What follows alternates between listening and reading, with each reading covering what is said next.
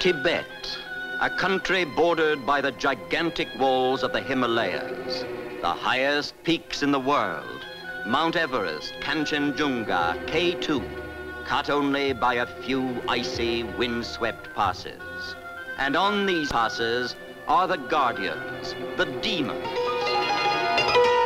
symbols of a religious cult which strike the wanderer with terror. Tibet, a forbidden land, surrounded by vast unexplored territories. And in Tibet, Lhasa, the city of golden roofs, the dream of the faithful, the residence and throne of a sovereign who is also a living divinity. The idol of a people ready to measure the path to Lhasa with their own bodies, thousands of miles, day in, day out, often a pilgrimage of years, with only one object, to kneel before the throne of the living God.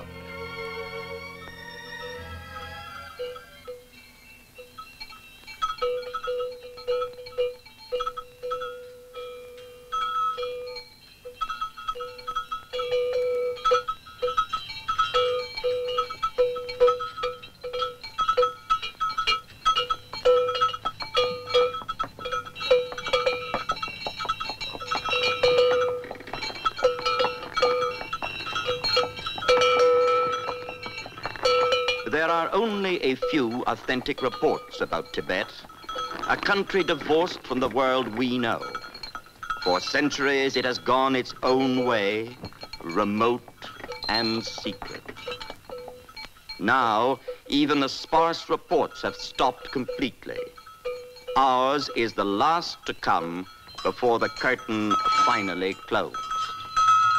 A report which reached us by a strange and a roundabout route, by mule over the mountain passes to India. There was no other way and no other transport. For in Tibet, the use of the wheel as a means of transport is prohibited. The wheel is only a symbol. It represents the wheel of life. So it was that hidden from interfering eyes in a bale of wool, the transport of the past brought out the living pictures of the present. This great adventure of our time, the report of Heinrich Harrer. This man Harrer, an Austrian, went in 1939 to climb the peak of Nanga Parbat in the Himalayas. But then the war broke out, and he was interned as a civilian in India. Several times he tried to escape, but no go. And then, finally, he succeeded. Well, it's a long way you've come, Mr. Harrer, from Tibet and India all the way to this London studio. Well, the last stage to London wasn't so long or difficult. You see, I came by air. You will notice that some of the scenes which I made for this film are not professional. But you see, before I came to Tibet, I had never had a camera in my hands. And even after making the scenes, the films had to be sent by a rather roundabout route. In fact, they had even to be smuggled out. But let us go back to the beginning of our story. The land that nobody knows has been hidden by nature behind a screen of tall, savage mountains.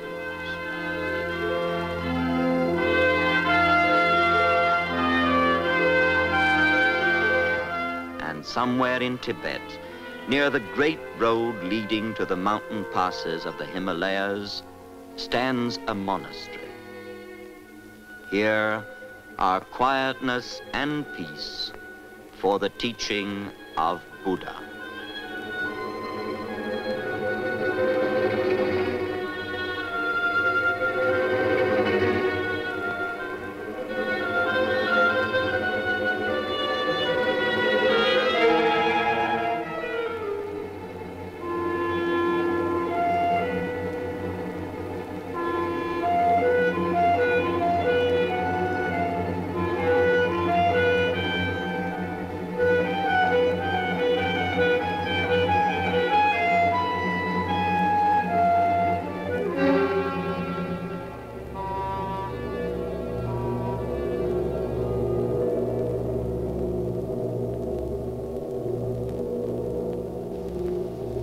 There are but two things I teach, O my pupils, sorrow and liberation from sorrow.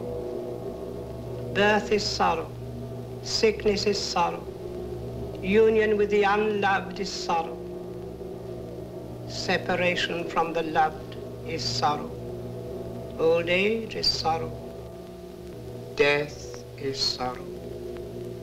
But remember, O my pupils, remember that after your death, your soul will pass into a body newly born, and that whatever you have done in your past life will live again in that body.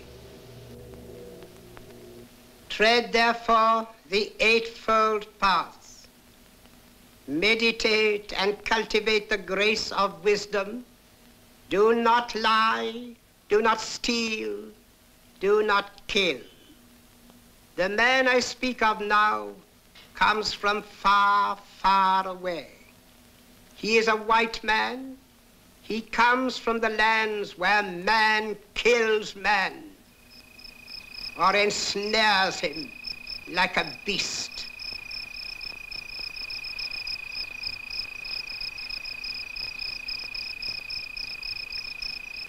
This man was without hope and without blessing. And that is another thing I teach my pupils.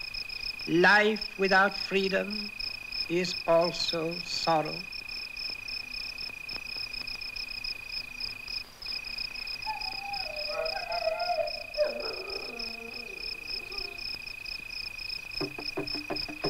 But in India, it was the time of blessing and celebration.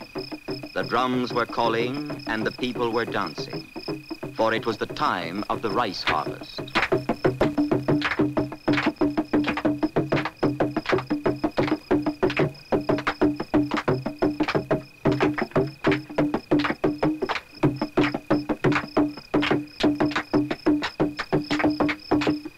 But for Hara, the drums had a different meaning.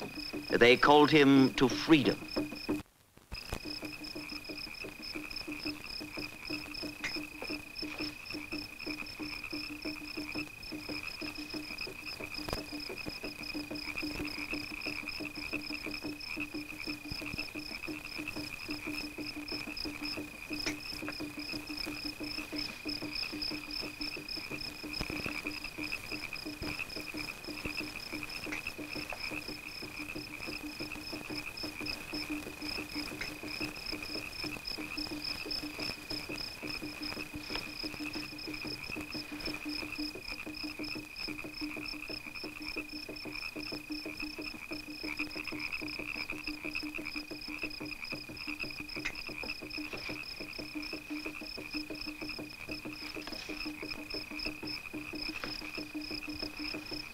Guard! Come on.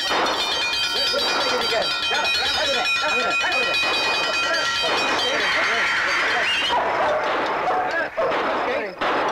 Come on. Well, let's go. Get him! Hara, this is the second time you've tried to escape.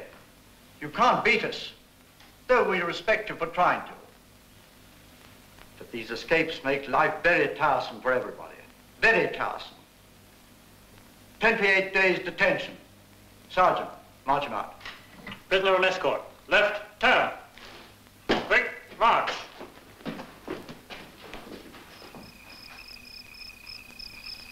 The pious of our land seek solitude to meditate in peace, but the solitude and meditations of this man were different. There must be a way out. A better way than cutting through barbed wire. We must outwit the guards.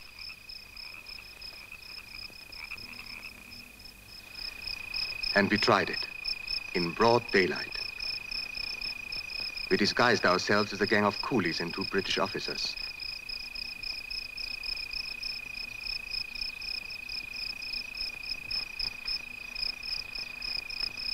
Our skins were stained brown, but our light-colored eyes might give us away.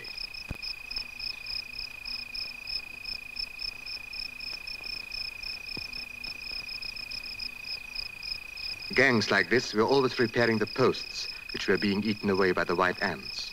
The guards were so used to these repair squads that they never suspected us.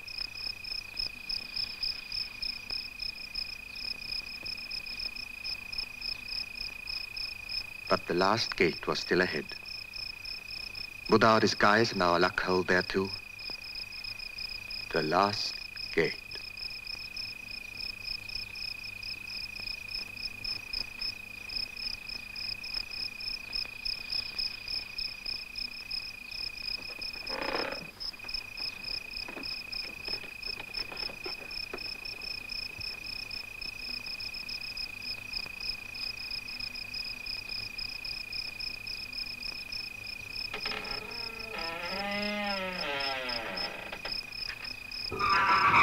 It had worked.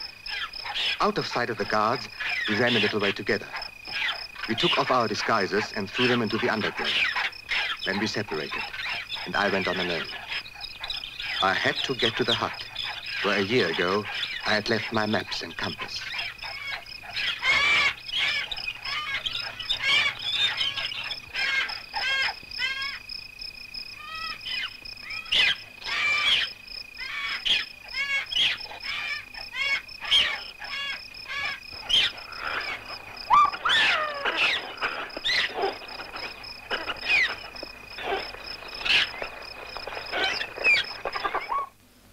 There's one thing about Hara.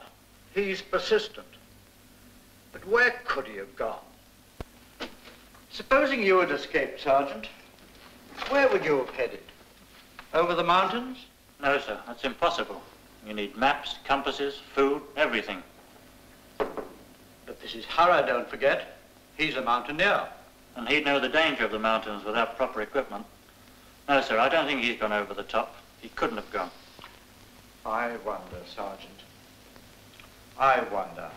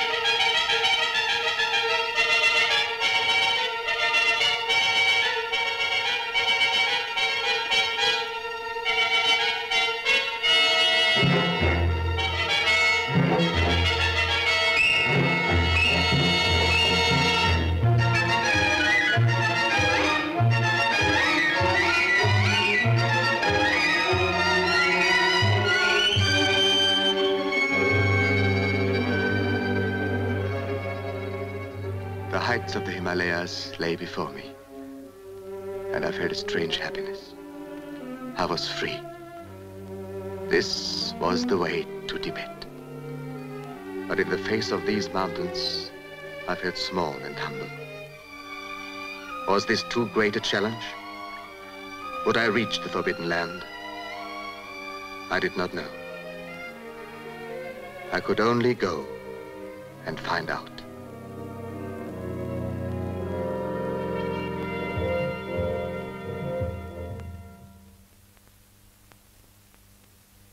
We have an old saying that he who goes into the mountains goes to his mother. But while the demons rule the top of the world, the arms of the mother shall be cold. The Sherpa Tsewang had set out over the passes too early in the spring. For this lack of meekness and respect, the gods denied him their protection. With hands torn by frost, he put up a prayer flag on the summit of the pass. But the gods were silent. And below the mountain pass, a girl waited for Tsewang.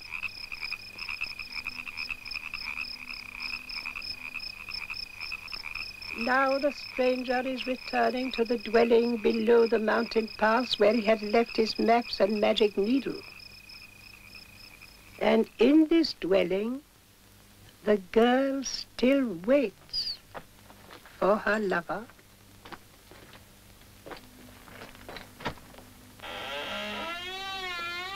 Where is Padam Chand? But it is not her lover. Where are my things?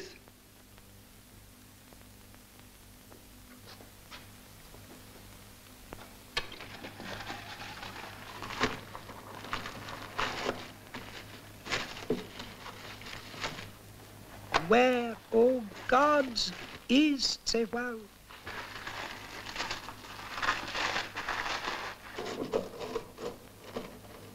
Tsewang, the name that means powerful life.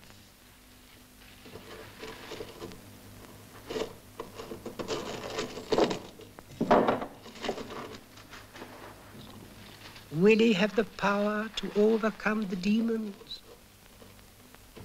The stranger's needle trembles like the finger of an axe. To him, it is the finger of magic that will lead him to freedom.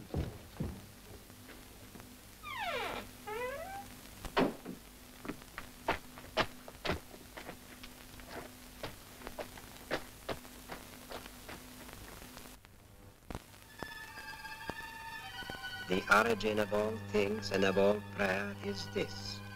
Take and give, O ye gods. Take one life and give back another.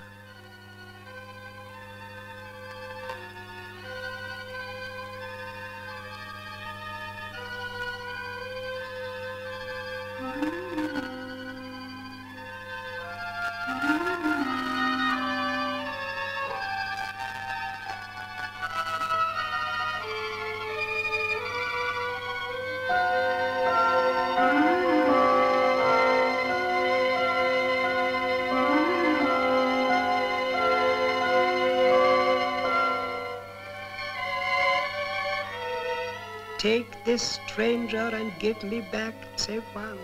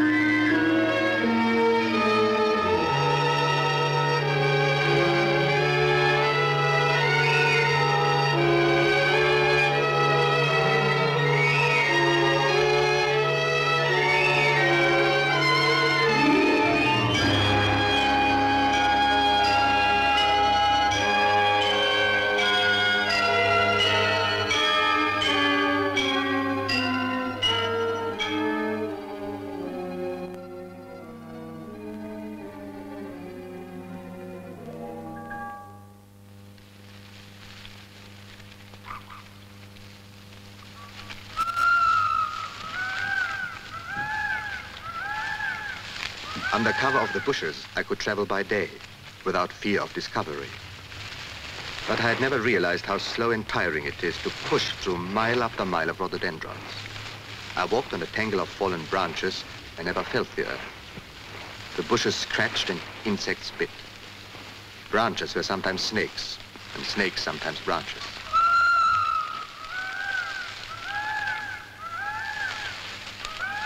I had spent months in the prison camp studying maps of this region, and I knew well the direction I had to follow. My way led slowly upwards into the Himalayas. It was a relief to be on high ground and in cool air. I was escaping. And then came the first snow. At last, after years, I was on the mountain again. But I was not here only for the joy of climbing. This is a world in which man feels small. A world in which even a mountaineer can feel lonely. Here, there are only the mountains. And in this loneliness, I began to feel the presence of strange forces. But suddenly Hara was no longer alone. He met Peter Ausschneiter and two others from the original escape party. They had not planned to meet, but had found each other by chance in one of the long valleys which lead deep into the Himalayas. they decided to go on together and to try at once to get over the passes into Tibet. The journey, so far, had taken them much longer than they had hoped. Soon, the storms would make the mountains impassable.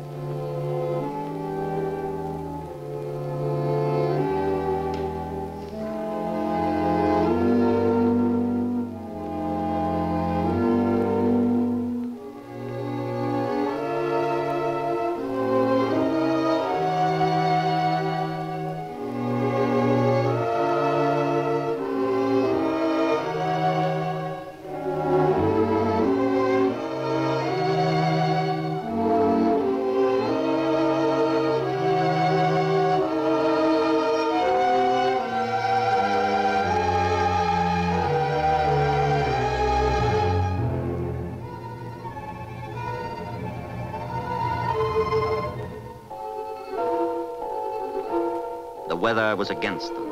The way was difficult. They dare not stop when mists hid their path, but kept steadily on. Up and up. 10,000 feet, 11,000. They had another 5,000 feet to go to the summit of the pass, and they were already into snow.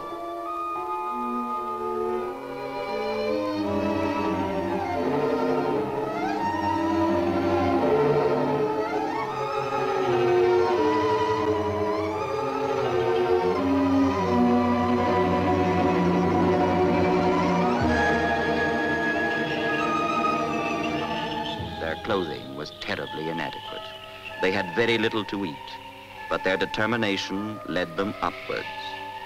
Each man found in his companions a new endurance, and each concealed his own exhaustion.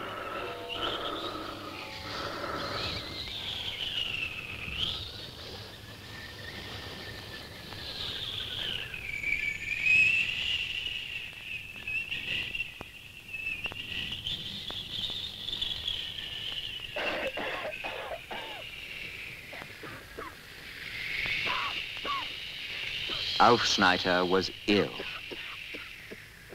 The pain he had tried to ignore was suddenly explained. Would he be able to go on? They couldn't stop to nurse a sick man. But Aufschneider did go on, into the snow, into the storms, into the icy mountains.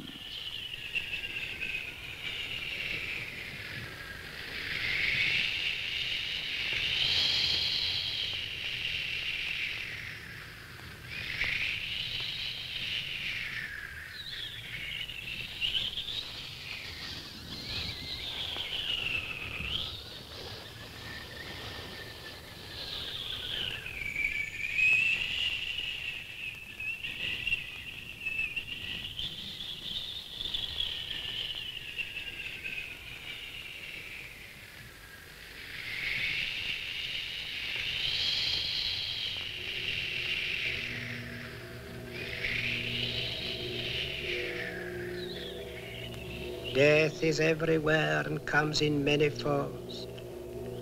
This frozen hand points to the danger that still lies in the mountains.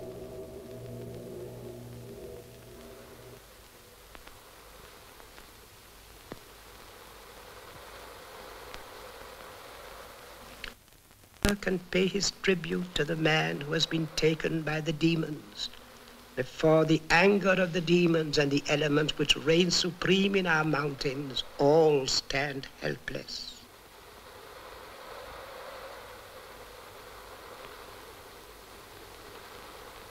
This is the barrier that faced the wanderers. Against this and the wrath of the gods, they had only a needle.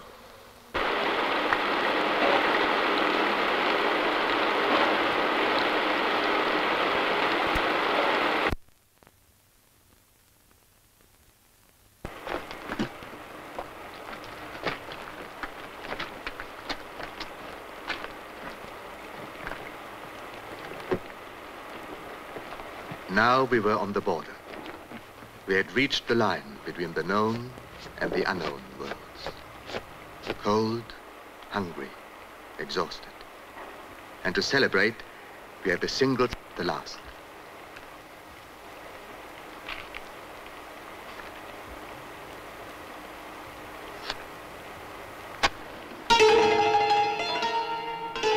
The image of a demon, guardian of the Tibetan faith, looked down on us, the strangers.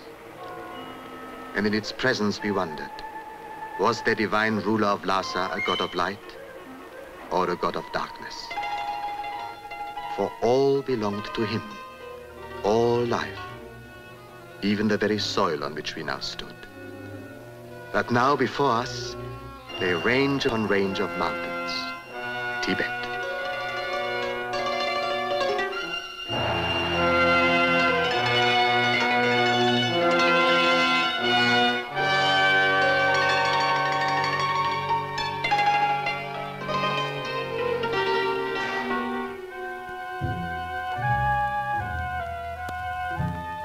For many months, Hara and his friends wandered in the borderland of Tibet.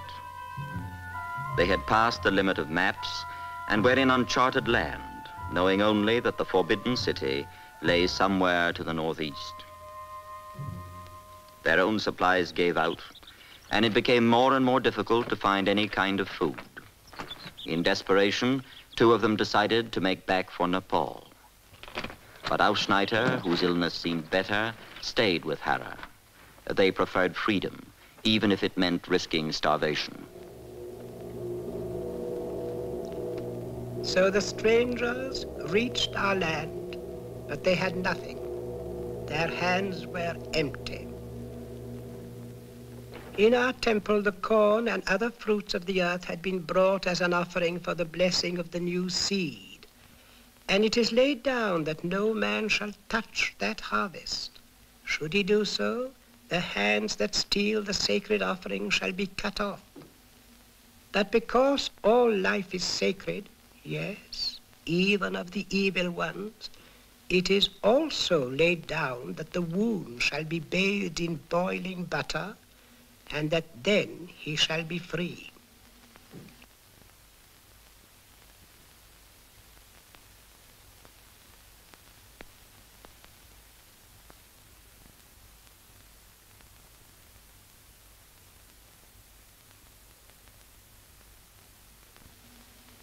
Only I was in the temple, and only I saw what happened. And it is true. Instead of beating the gong, I watched, and I was silent. For hunger is sorrow, and sorrow is no stranger in our land.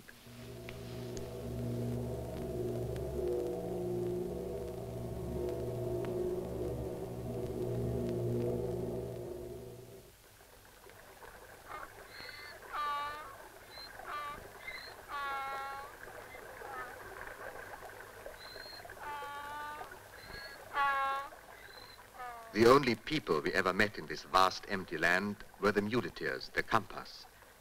They were the toughest men in Tibet.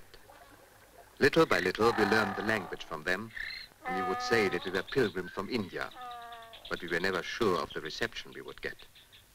Though our suntanned faces made up for our halting speech, and we would usually be received with friendly curiosity.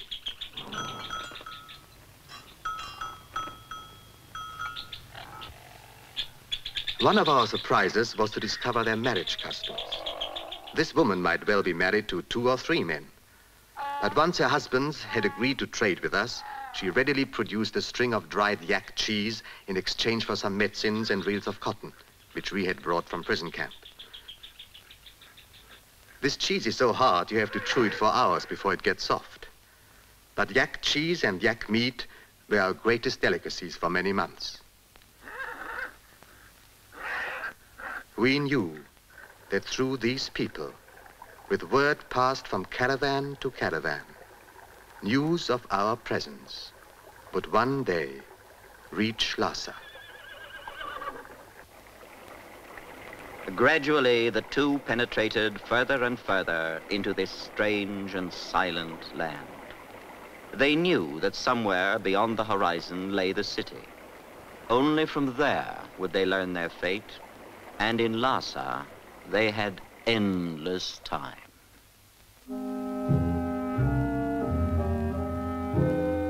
But Lhasa had heard of the strangers in their country. Messengers were sent out to find these men who had entered the forbidden land. All-knowing, all-seeing, even in the wilderness, the Dalai Lama found them.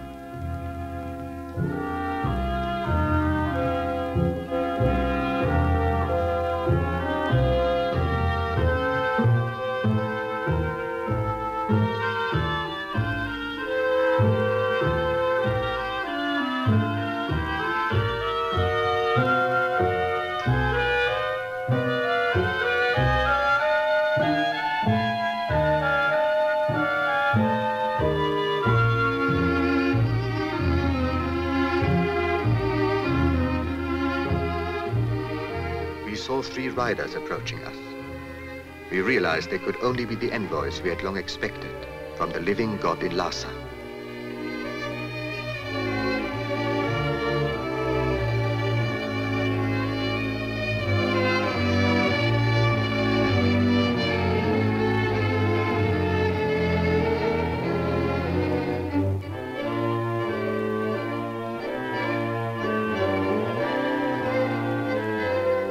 With all courtesy, we were given the scarf of good fortune. But the decision on which our fate rested was clear. No stranger could be allowed in Tibet. And we were strangers.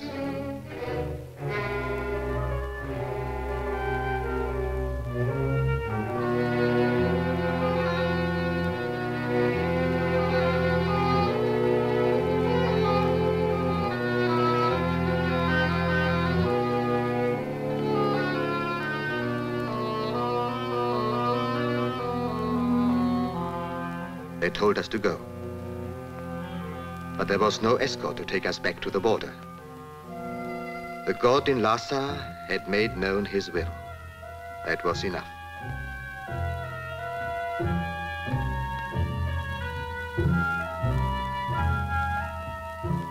We were in an unknown and an unreal country.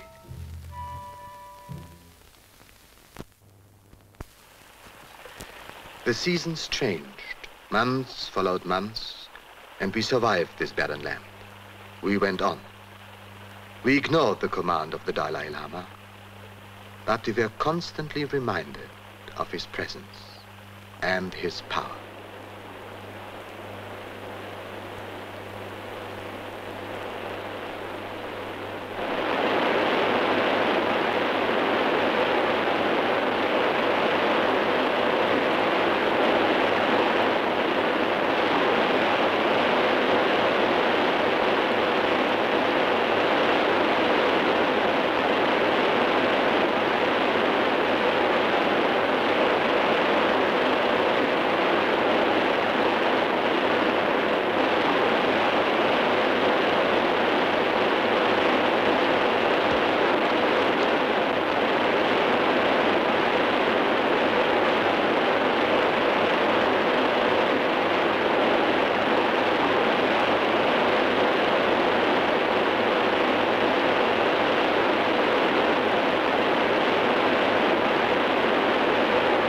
They went far from even a caravan route.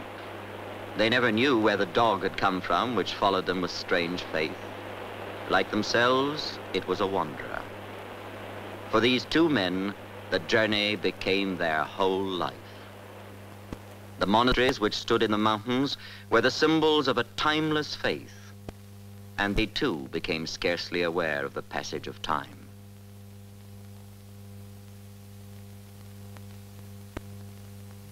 They had nothing now except their freedom, and yet ironically, they were surrounded by riches. Oil bubbled up through the stones and just burned away.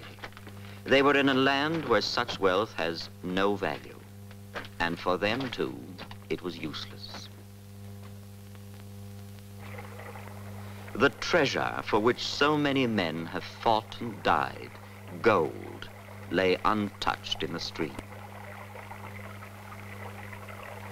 But they had been forced back to the simplest things, and the stream held only one wealth for them.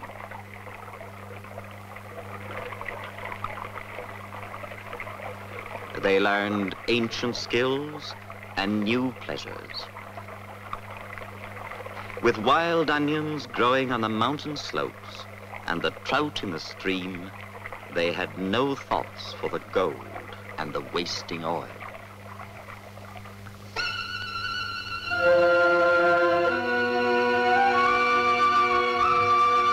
For 2 years, through these mountains and these valleys, with before us one goal, to get to Lhasa.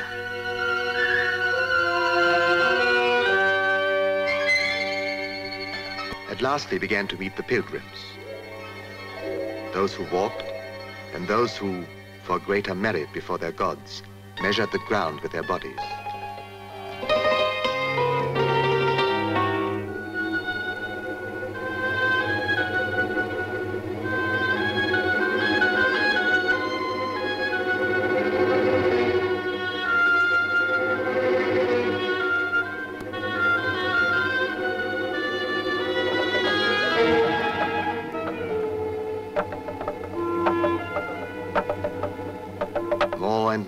Upon the way. At last we knew we were on the great road which leads to Lhasa. We came down through the mist and we saw that the mountains and their demons lay behind us.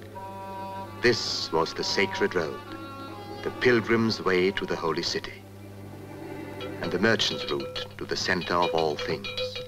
The yak caravans moved slowly towards Lhasa. Nowhere a wheel, nowhere a cart or carriage, just the steady plod of animals. We met the nomad families who live on the high plateau. 12,000 feet up, they wander with their herds, pitching their tents for months or two, and then moving on again when the animals have stripped the pasture.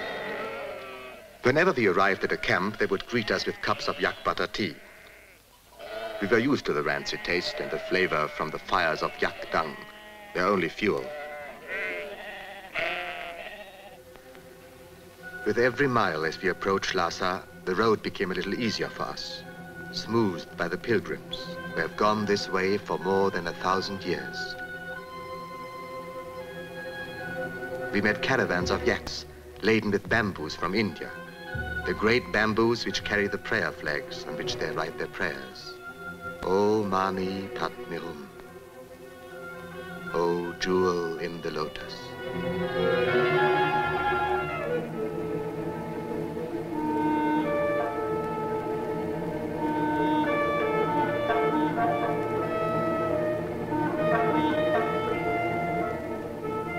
O Mani Padme Hum, the prayers which the wind shall carry over the mountains to the gods.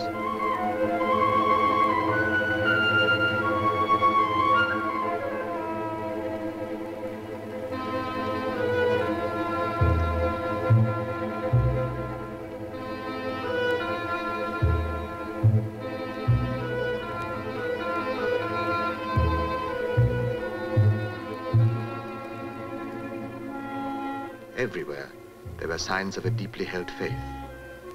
Only here is the wheel which carries their prayers. As they turn the prayer wheel, they believe they raise themselves higher in the cycle of life.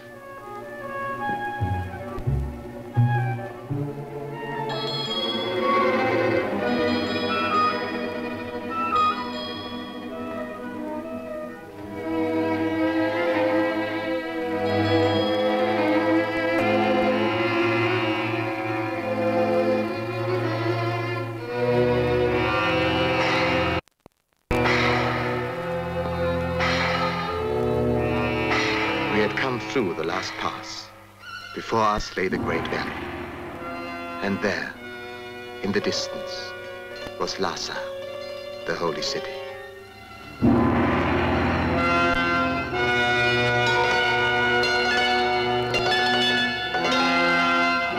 pilgrims have reached their destination.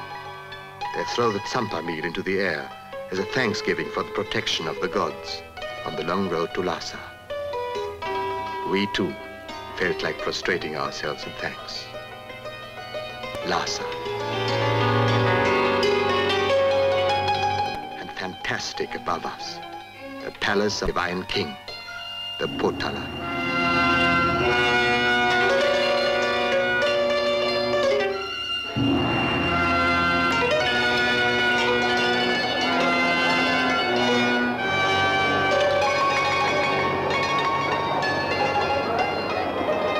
Our minds, exhausted by hardship, could hardly take in the many new impressions.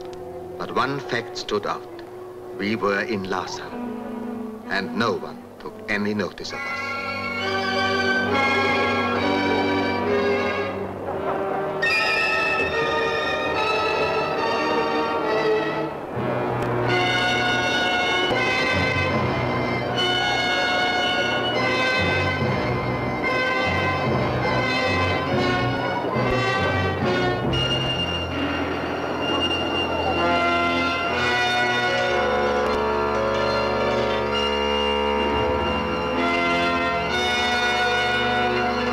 Symbol of a people and a faith, the Potala.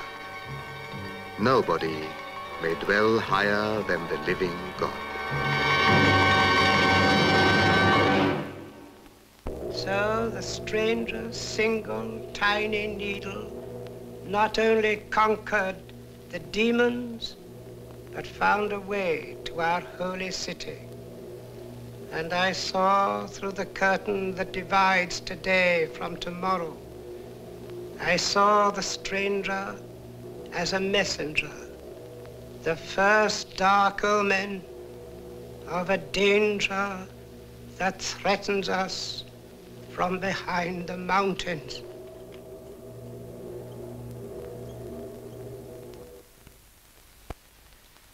We had been given clothes, food, and shelter in the house of a nobleman, but with the greatest courtesy, we were kept there almost as prisoners, not knowing what our fate would be. For several days, our only view of Lhasa was from the window, but then we were told we were free to go into the town.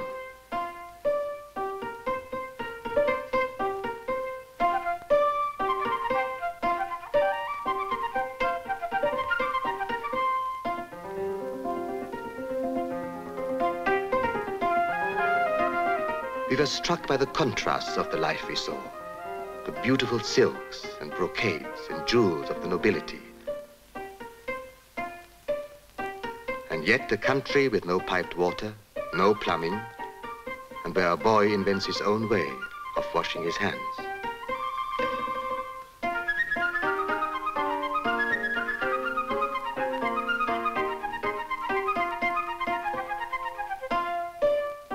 In the market was food from the jungles of South Tibet, and from the gardens of Lhasa, all the familiar vegetables.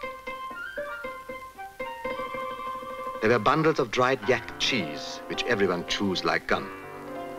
We were puzzled to hear the people call it chew gum, but in Tibetan, that just means dried cheese. They are friendly, happy people. They are not worried by time. There's no hurry. They are not even afraid of death.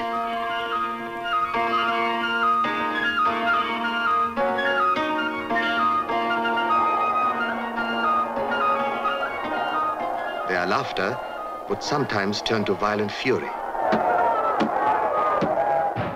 And we wondered, would they really turn against us? But it was only a quick flare of excitement, and as quickly gone. The officials seemed to have forgotten all about us. We had been 2 months in Lhasa. It was March, the time when the Tibetans celebrate their New Year. This is not just one festival day, it lasts for 3 weeks.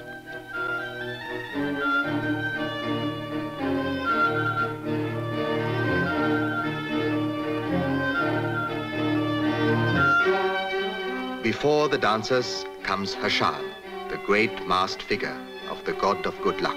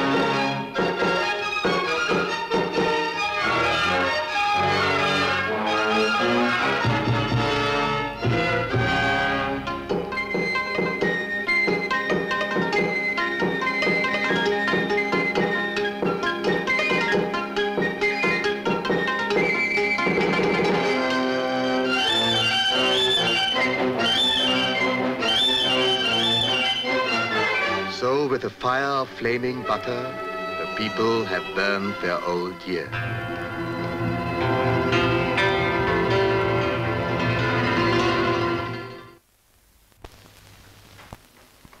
But we still waited for the decision whether we could stay. For many months, we lived as honored guests of people who had become our friends. Then, it still is like a dream. A camera came from the Dalai Lama. He wanted me to take some pictures for him. I had never handled a camera before, but a request from him was a command. Now we had a chance to stay. Then came the day when I showed him the films in a small cinema, which I had built in the Summer Palace. I had photographed everything I thought would interest the Dalai Lama. The boy taken from his family at 2 years old, brought up by priests in the great palace, and shut off from all contact with the outside world. The first pictures I took were at a picnic.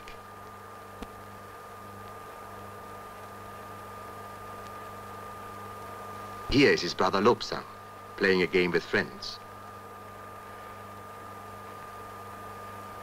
The girl playing darts. His family from whom he was separated. The sights of Lhasa.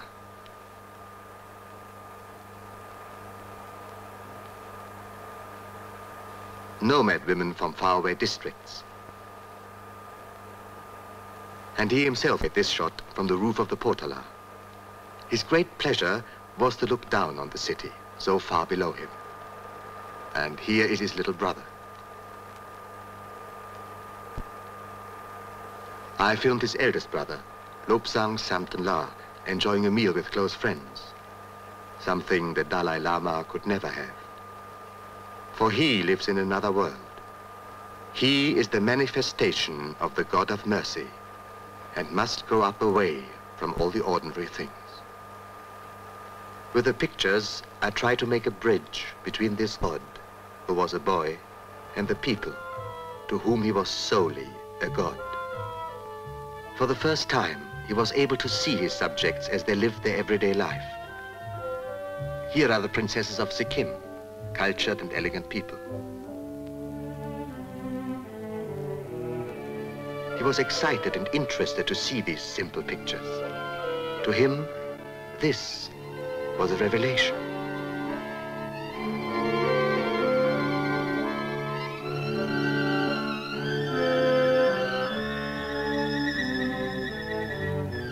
To all these people, the Dalai Lama was divine. But to me, he became a warm human being. He himself never doubted his divine origin, and neither did his family, nor did his subjects. To them, he was a god.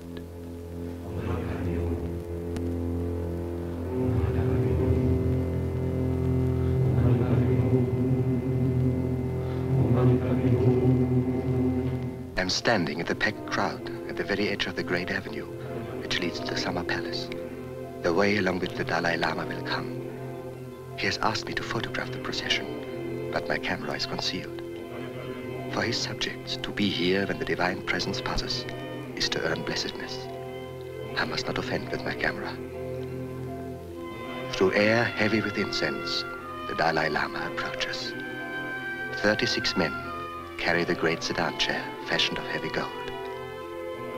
Gold not only because it is precious, but also because yellow is the sacred color of Tibet.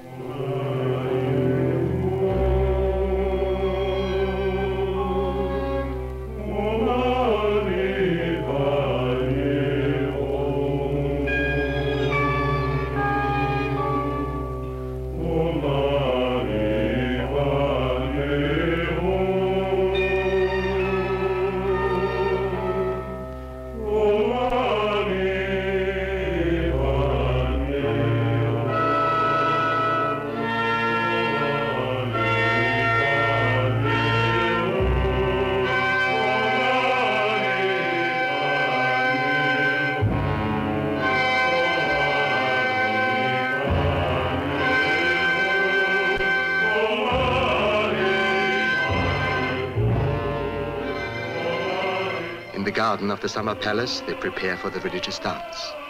These masks and costumes have been used for hundreds of years. 3 times, the dancers bow towards the divine presence.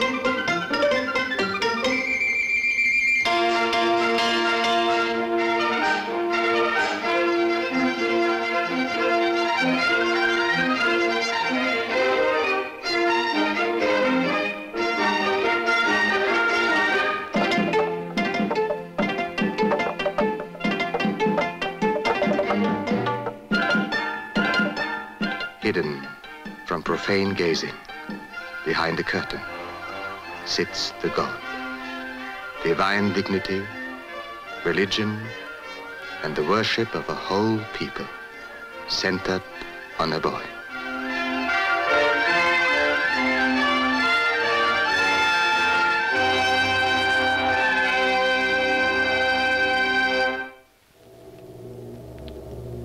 It is said in our land that death is but a pause on the journey of immortality. When our God-King dies, somewhere a child is born into which his soul has passed. 13 times the body has died and the divine presence has returned in a child. After his soul had left the last body, it was embalmed and put facing to the south. We waited for the sign. One day, the head turned to the east. This was the sign, and our priests went out to the east. No one knew where the child was to be found.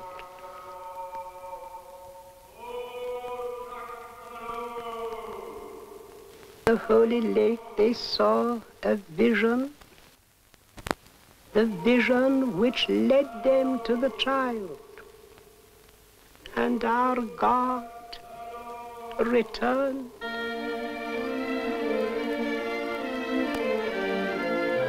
The boy who was brought from the borderland of China, the incarnation of Chenresi, the manifestation of the God of mercy, and who now may show himself only on the days of the great ceremonies.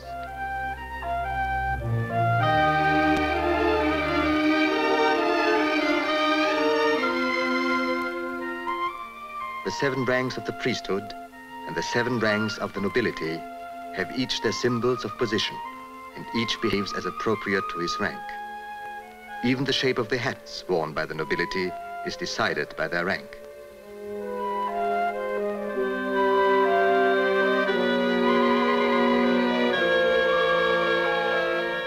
Men of high rank move with slow dignity.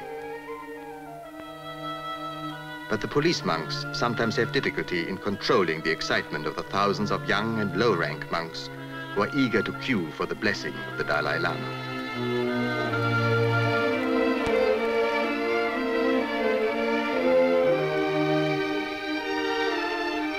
The crowds receive the holy reeds. and await the coming of the divine presence.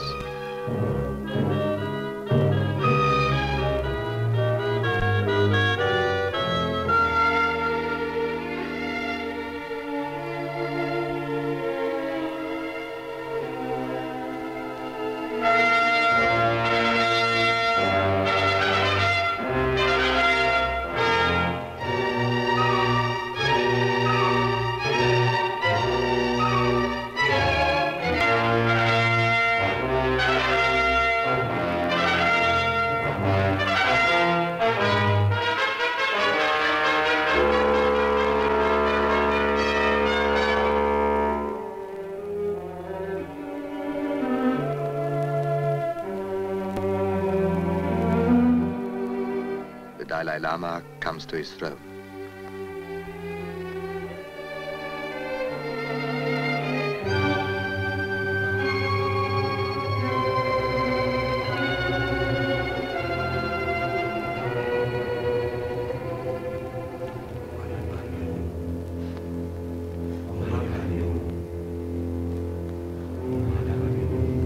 He anoints his head with holy water. He blesses the symbols of state, the Chorten of faith, the rock of power, the book of wisdom.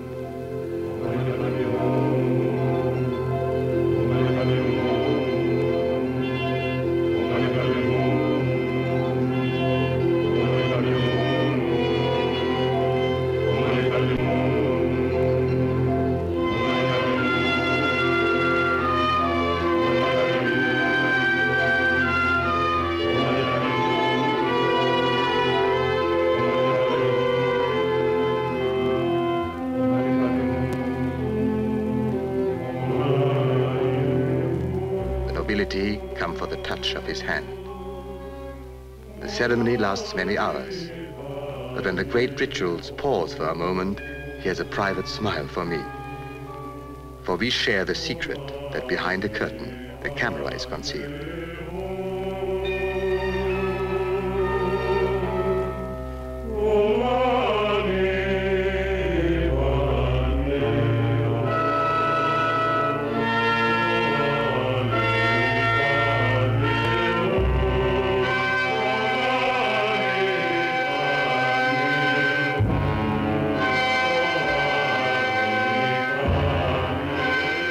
To his people, his presence is peace, and the scarves of good fortune which fill the air are their gratitude.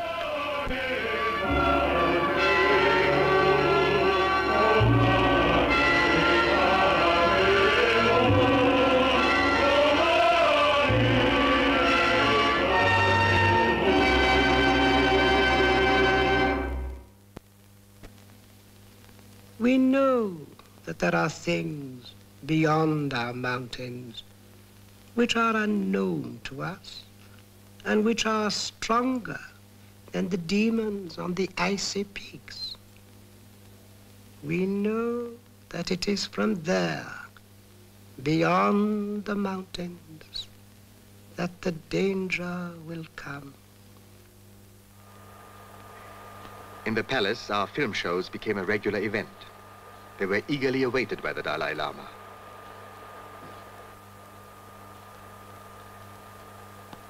One day, we were looking at the film of that great ceremony when the news came.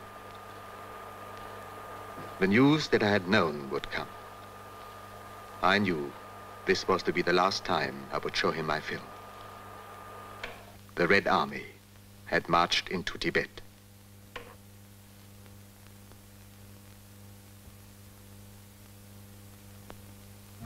But this was a land of ceremonial, with an army of pageantry, a land of the past, separated by more than mountains from the present.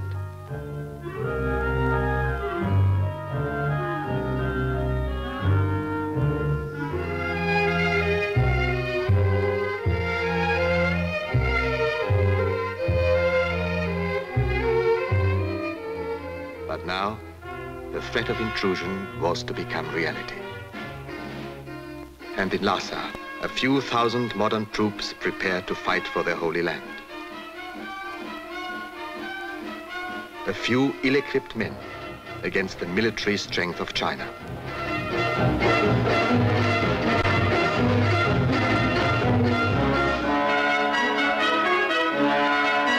And beyond the wall which flanked their path lies the Park of Jewels. And within this, the Garden of Silence. The place set aside for the meditation and solitude of the Dalai Lama. Part of the dream world beyond reality to which the God King belonged. A dream world. And this was all that stood behind Tibet. A dream. A dream which was to be broken by the harsh world which had seemed so far away. O Chak Salu! O Chak Salu! O Chak Salu! O Chak Salu! On the advice of the priests, the Dalai Lama left Lhasa.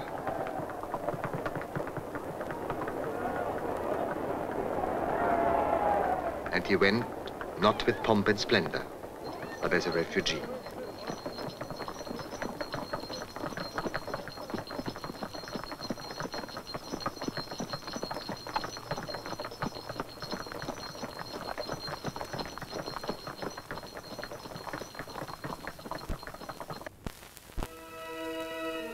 The potala stood empty. But one ritual was not forgotten. A cup of tea had been left for the Dalai Lama's return. Throughout the way of flight, his people had built kilns and incense burned. His road was lined with stones to prevent the evil spirits from crossing the way of escape.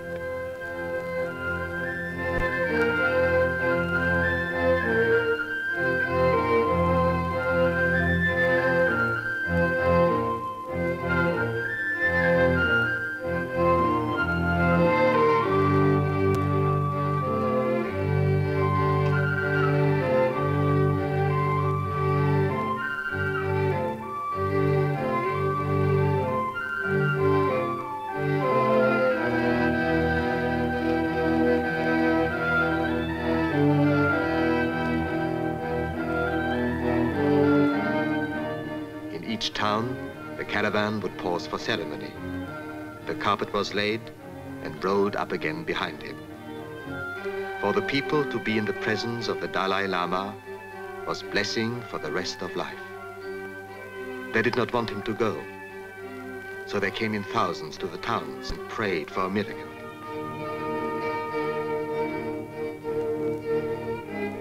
In this moment of danger for their country, they sought the help of the demons.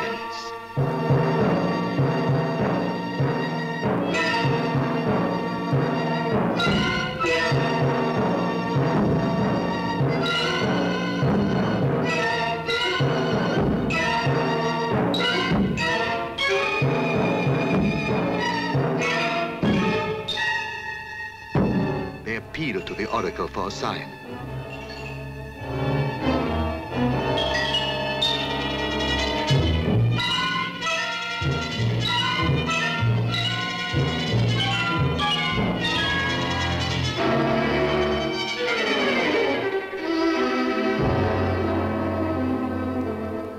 The state oracle is the medium through which the god of protection shall speak. A young monk is the oracle. He can go into a trance so complete that his spirit leaves his body, and the god takes possession of the empty shell.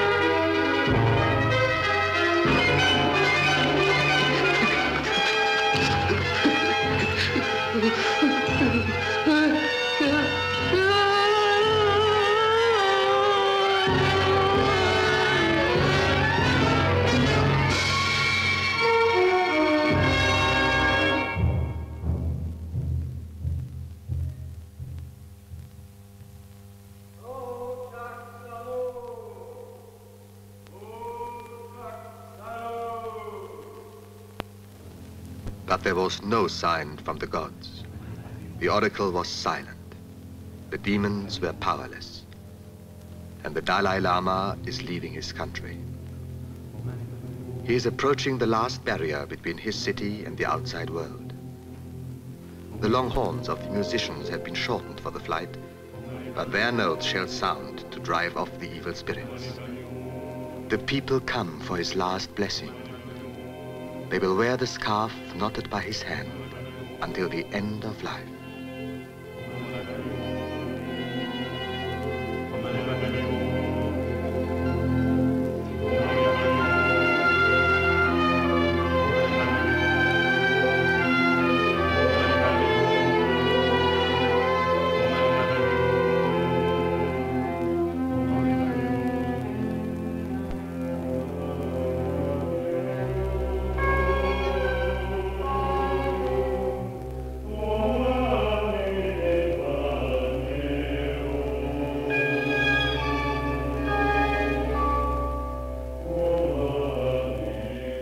Of yakskin, the Dalai Lama sails away on the waters of the Brahmaputra.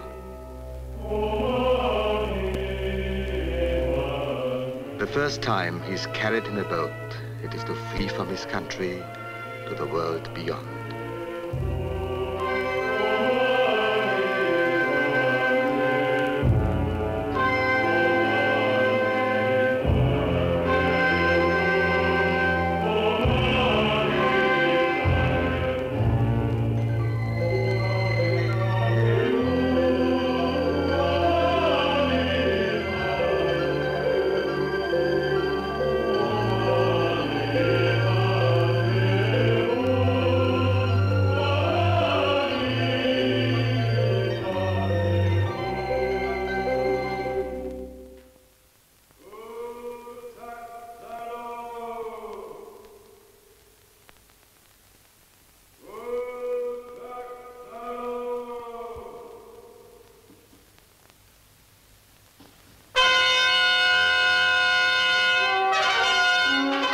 And over Tibet, the red flag flew.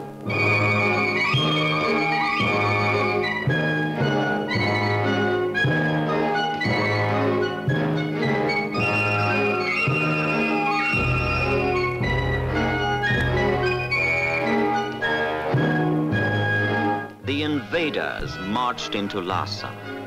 They came as gray men into the city of many colors.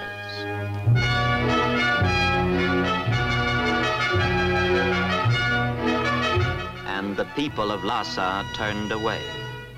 The rooftops they had crowded in rejoicing were deserted. And in the streets, only the curious stood to watch the strangers, the men who had conquered the mountains and the demons and taken the holy city.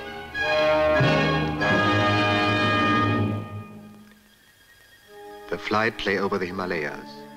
The goal was India. 7 years before I had come this way, escaping from war, exhausted and in rags. Now again, I was escaping from war. But this time, a member of the Dalai Lama's court.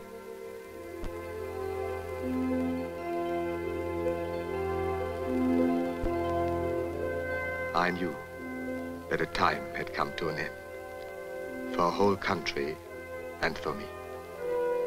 This was the end of a way of life. I left the caravan.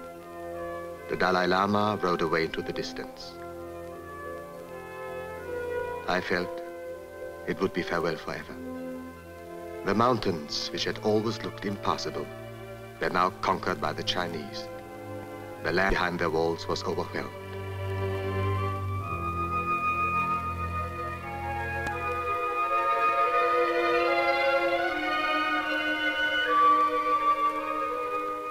Wherever I live, I shall feel homesick for Tibet. And yet, perhaps I'm wrong to be sad. The spirit of Chenresi, reborn in the boy I knew, has lived through many bodies and many trials.